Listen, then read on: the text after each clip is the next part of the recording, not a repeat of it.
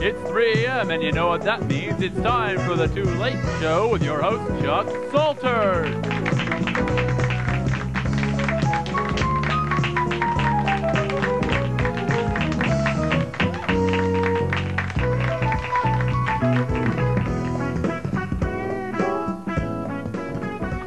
Folks, how you doing tonight? Welcome to the Too Late Show. I'm Chuck, and to my right, as always, the best backing band the 10 pages can provide on 3 days' notice, Jeremy. Jeremy, how you doing over there? Looks like you're doing pretty darn good. Folks, Jeremy's just a little tense.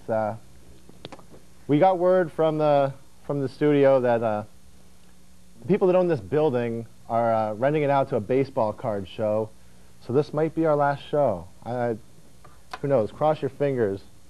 Ugh. You know what? I got dog hair all over me.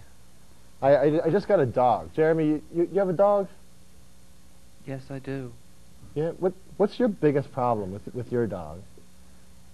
He talks to me. He talks to you? He tells me to do things. I tell him that dogs don't talk, but he doesn't listen to me. Nobody really listens to me.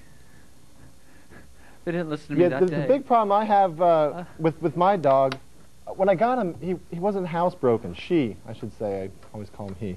And she's still not housebroken.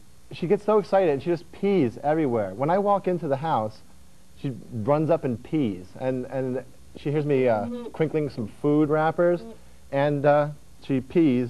Sometimes and I'm sleeping, I just roll over onto my side. She gets all excited and she pees. You know, I mean, sure, I don't need a burglar alarm. I just listen for squish, squish, squish. You know how people train their dogs to fetch their slippers? I had to train mine to fetch me galoshes.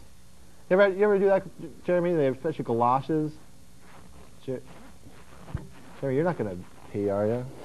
I'm hoping.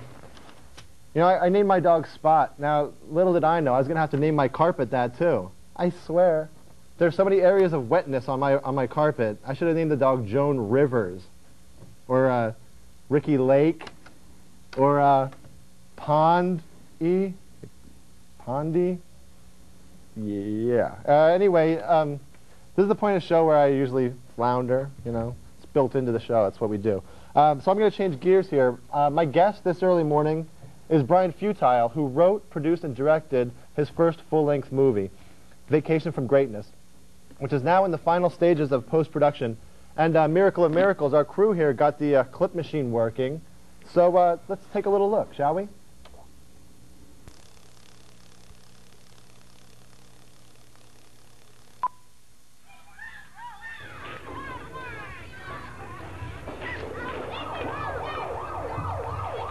Okay, wait. Here's something I want to know.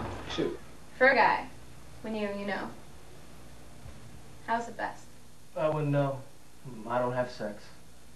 I make love.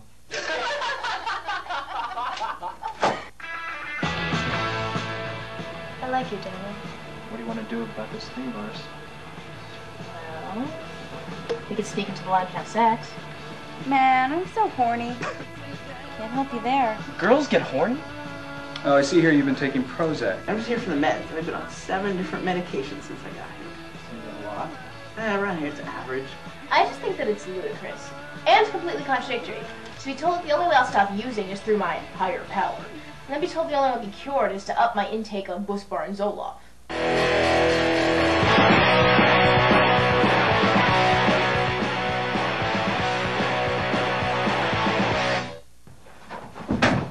I'm only here for an evaluation. Yeah, so was I. So's everyone on that board. How long have you been here? 4 months.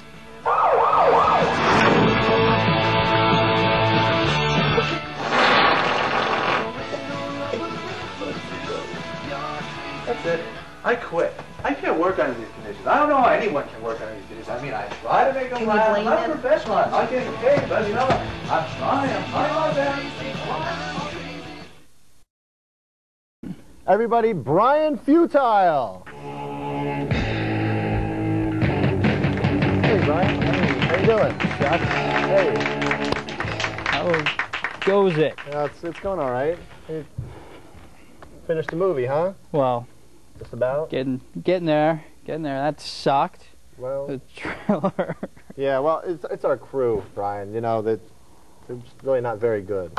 You know, it's just the crew. You know, they're incompetent. Gotcha. So Brian, this is a teen movie. Mm-hmm. Now, most movies about teens take place in their natural habitat, high school. Why did you pick a mental institution for your movie? Well, because some kids end up in mental institutions. So it just seemed like a different place to stage a film. I don't think it's your typical teen angst flick. Although it does have a lot of whiny white kids, so I figure I'm due a good 40 million right off the bat there, that right? Guarantees it. Whiny white kids. Right, whiny white kids. They talk about sex a few times, and then they have various banter about pop culture. It's great. Straight to the bank. Yeah, but it deals with a lot of more serious things. I think it's a lot more genuine, and I like to think I wrote it from the heart, Chuck. Oh, that's important. I can think of one white kid I sound that might so have, pretentious when I say that. No, you're on the circuit. That's what you do. Come out. This is the circuit right here, 4 a.m., ladies and gentlemen, with this cat. What is this guy doing over here? He's one whiny white kid that maybe should have stayed a little bit longer. At yeah, the I think institution. so. Have a little chat with your Shemmy later. Now, the most promising thing to me about a teen movie that takes place in a mental institution, we don't have to put up with that cliche, the prom, Exactly. Right. We do have a dance though. What? Sorry. there is a dance sequence. It's very brief. I thought, first of all, dance in a mental hospital. That's rife with possibility. The potential for hilarity there is unbound. Yeah. You got a bunch of people from the geriatric unit hanging out there in their wheelchairs, begging to hear a little more Lawrence Welk, and it's good stuff. But it's, if anything, it's just paying homage to what is this guy? I can't even concentrate anymore, Chuck. Things have gone far out of. I should have told you we have our own dance scene sometimes on the show. Yes, so I can't. Compliments of Jeremy. I can't even form a good sentence based around this.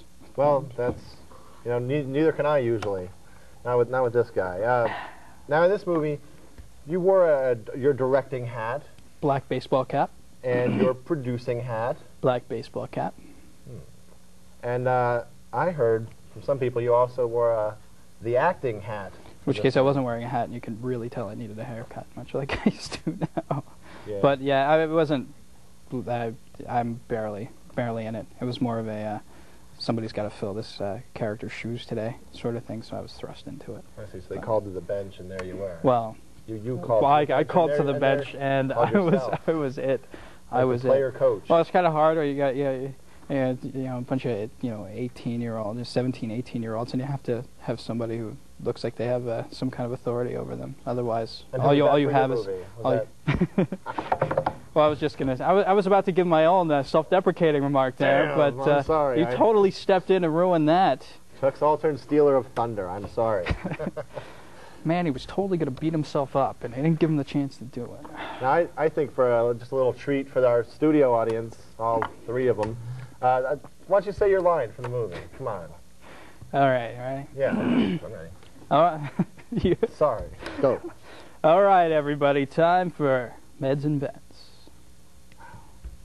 It wasn't written for me, I can tell you that. But yeah, but you. Yeah. Now I couldn't picture anybody else doing it. You're the only person you've heard do it. Touche. Folks, tune in tomorrow night. If we're not on, you're going to get the baseball card show. If we are, we got Ben from Growing Pains. So, what's he been doing? Tune in. Maybe he'll tell us. Maybe he won't. I don't know.